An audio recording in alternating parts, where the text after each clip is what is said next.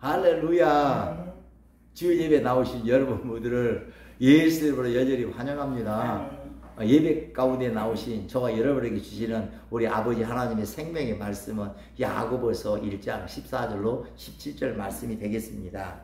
우리 찾아서 한 목소리로 합독합니다. 시작. 오직 각 사람이 시험을 받는 것은 자기 욕심에 끌려 미혹됨이니 욕심이 잉태한 즉 죄를 낳고 죄가 장성한 즉 사망을 낳느니라.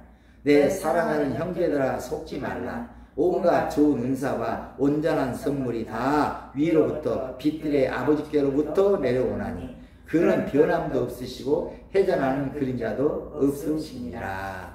아멘.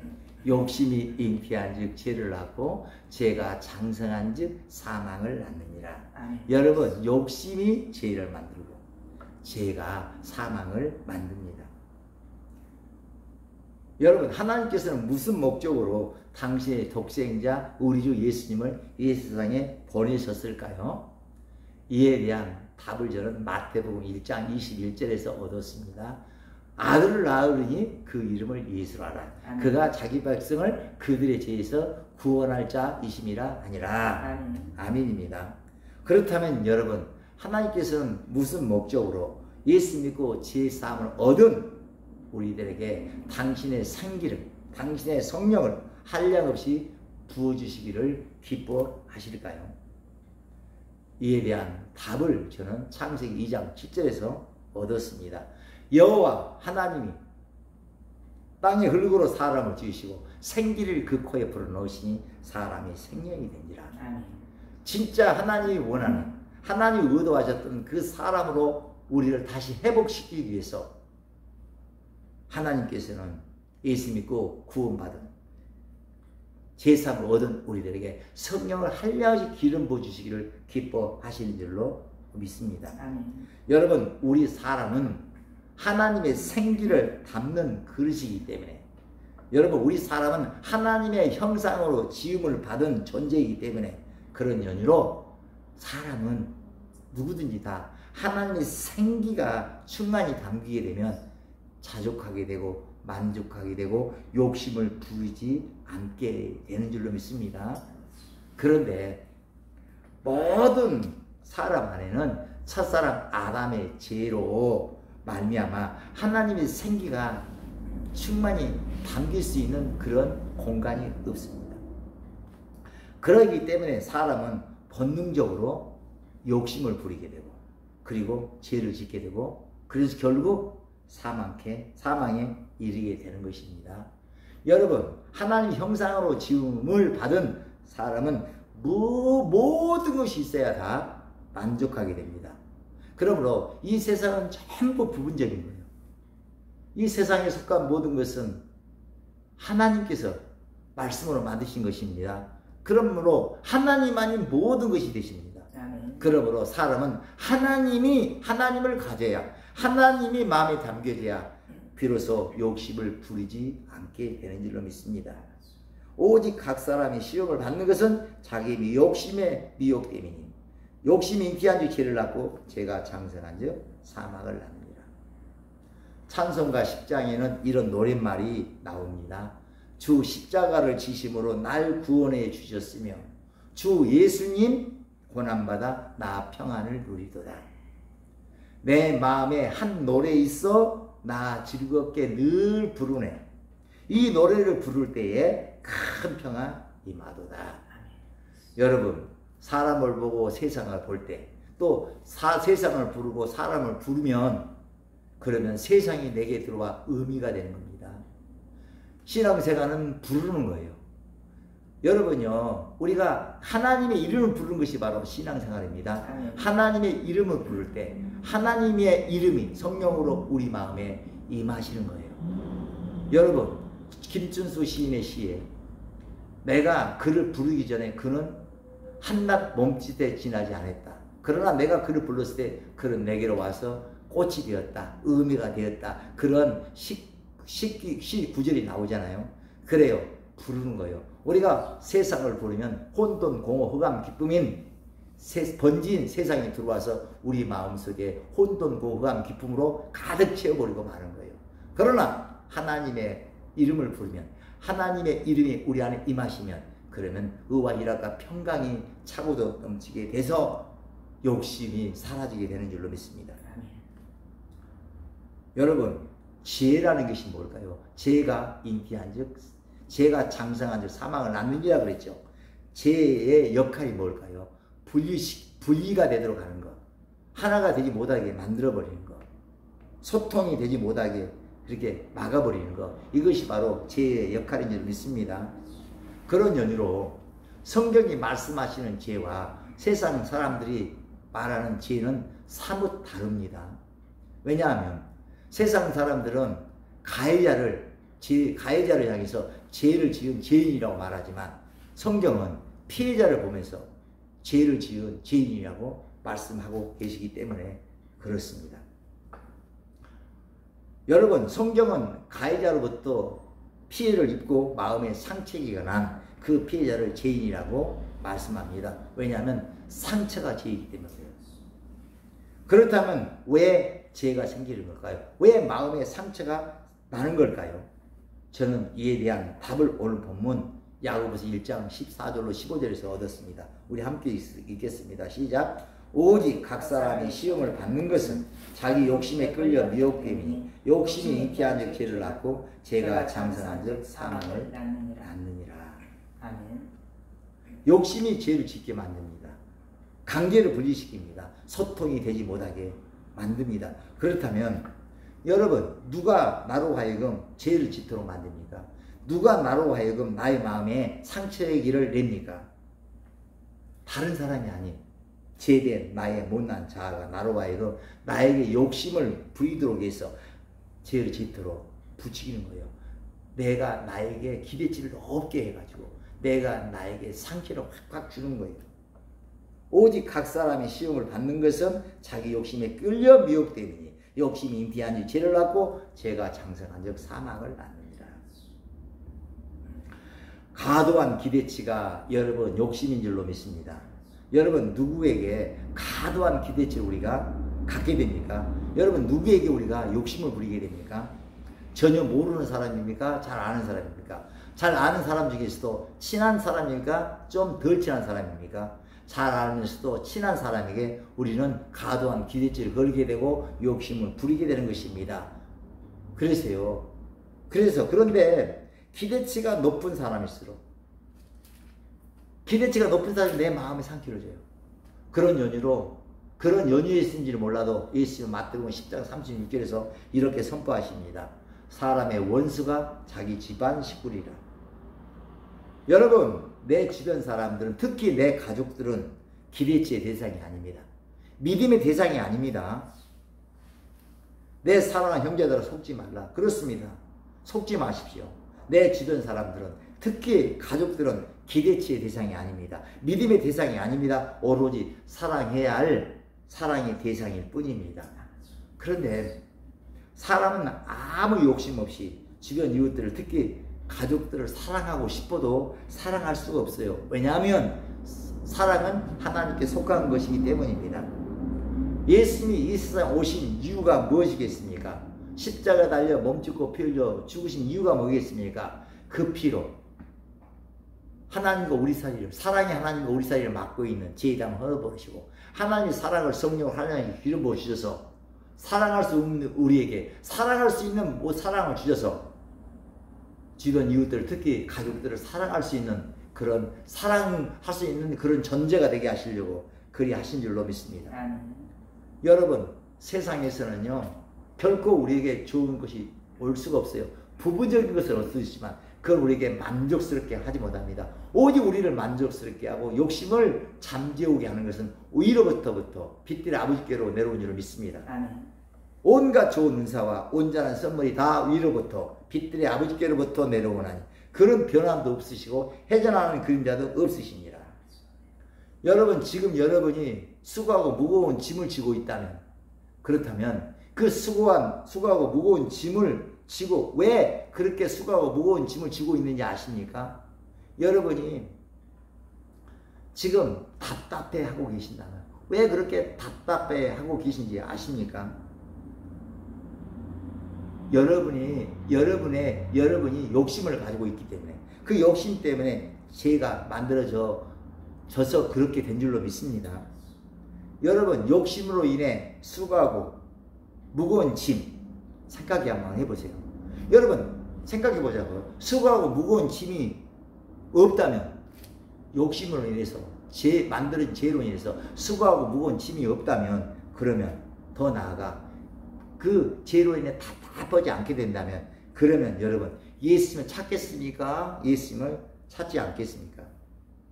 아니 예수님을 찾을 수는 있겠지만 그러나 수고하고 무거운 짐이 있는 사람보다는 수고하고 가슴이 답답한 사람보다는 예수님을 찾는 일이 드물 거예요.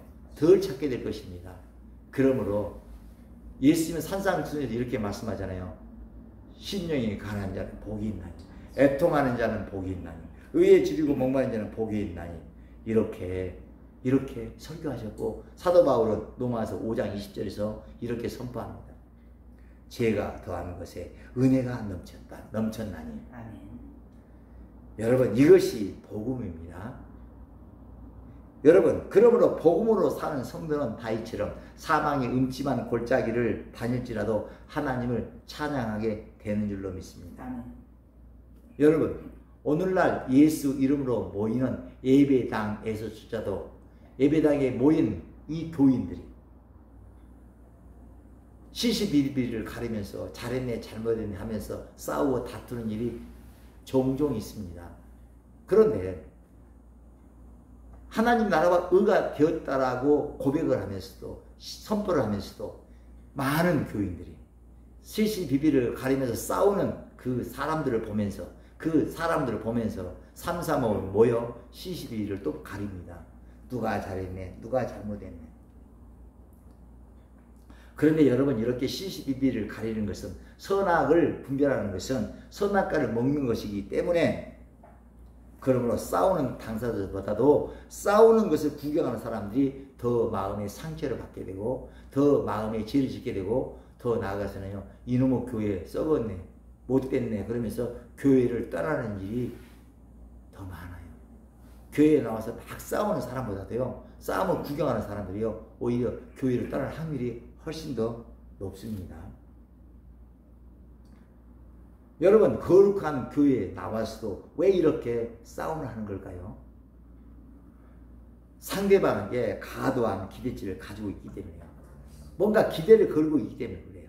기대 걸지 않는데 과도한 기대치를 갖고 있지 않는데 싸울 이유가 없거든요.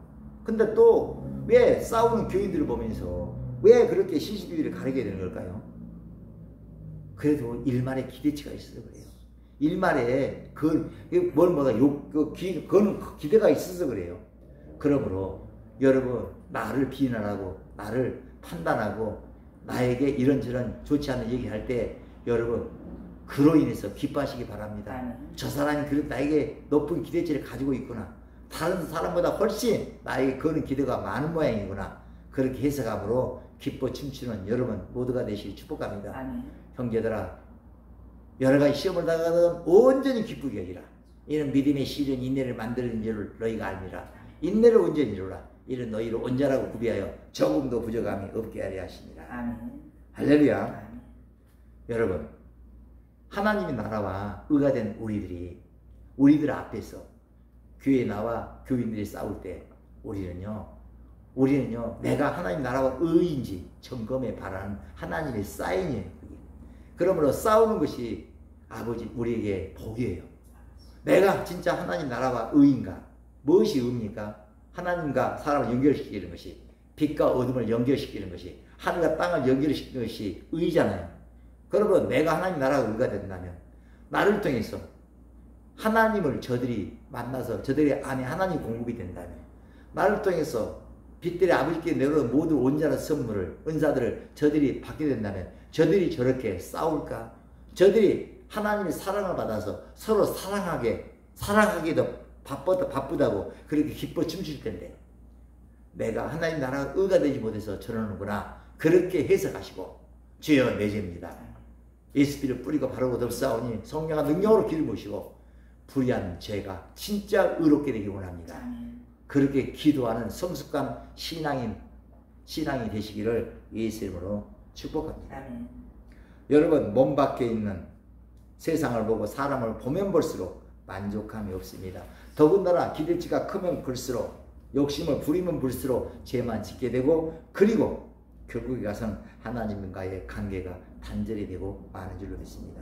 내 사랑하는 형제들아, 속지 말라. 온갖 좋은 은사와 온전한 선물이 다 위로부터 빛들의 아버지께로부터 내려오나니 그는 변함도 없으시고 회전하는 그림자도 없으시니라. 아멘.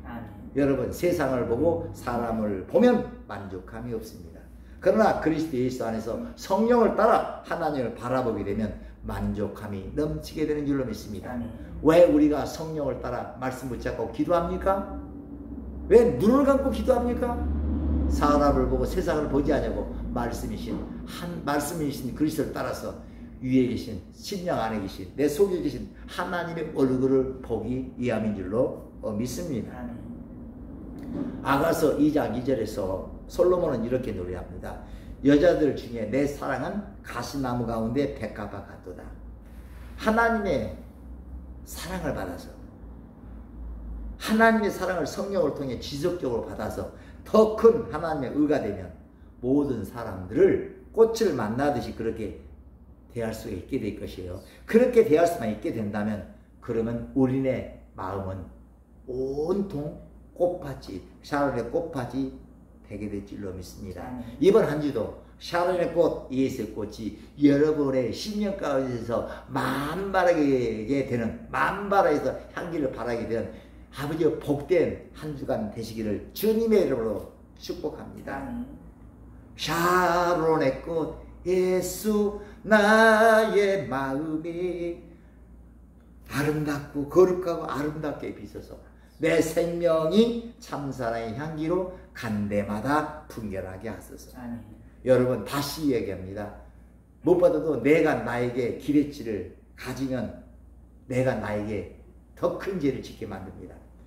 목사로서 최소한 이 정도는 돼야지, 목사는 이렇게 돼야지 이라고 어떤 기대치를 갖게 되면 될수록 내가 나에게 속고 내가 나에게 죄를 짓게 되고, 그리고 내가 나로 하여금 하나님을 떠나게 만드는 그런 수치를, 그런 어리석은 그런 결과를 낳게 될 수도 있어요. 그동안 저는 아버지 교회 개척을 하면서, 개척교회를 하면서 목사라는 완장 때문에 속아서 나는 무척이나 내가 나를 괴롭혔어요. 목사가 돼갖고 왜 이 모양이냐, 목사가 돼가지고 왜 이거지. 그러면서 내가 나에게 과도한 기대치를 가지고 나는 무익한 종입니다, 내게 능력이 있다, 내가 뭐든 할 수 있습니다, 그렇게 고백하느냐 아니하고 뭐가 되느냐, 뭐가 되는 것처럼 그렇게 내가 나에게 과도한 기대치를 가지고 내가 나를 너무나도 괴롭혔어요. 그런데 사도 바울은 갈라디아서 2장 20절에 이렇게 선포하더라고요. 내가 그리스도와 함께 십자가에 못 박혔나니 그런 적 이제는 내가 사는 것이 아니요 오직 내 안에 그리스도께서 사시는 것이라. 그렇습니다. 예수의 사람은 더 이상 자신에게 과도한 기대치를 걸지 않습니다. 왜? 죽었기 때문입니다. 아무것도 없기 때문입니다. 오로지 예수께만 기대치를 높여갈 뿐입니다. 그렇습니다. 나는 아무것도 할 수 없는 무익한 종입니다. 그러나 그리스도 예수 안에서 하나님의 능력을 성령으로 지속적으로 기름 부음 받게 되면, 그러면 모든 것을 할 수 있게 되는 줄로 믿습니다. 사도 바울은 그런 연유에서인지 빌립보서 4장 13절에서 이렇게 선포합니다. 내게 능력 주신 자 안에서 내가 모든 것을 할 수 있느니라. 할렐루야. 예수님은 마태복음 4장 4절에서 이렇게 말씀을 하십니다.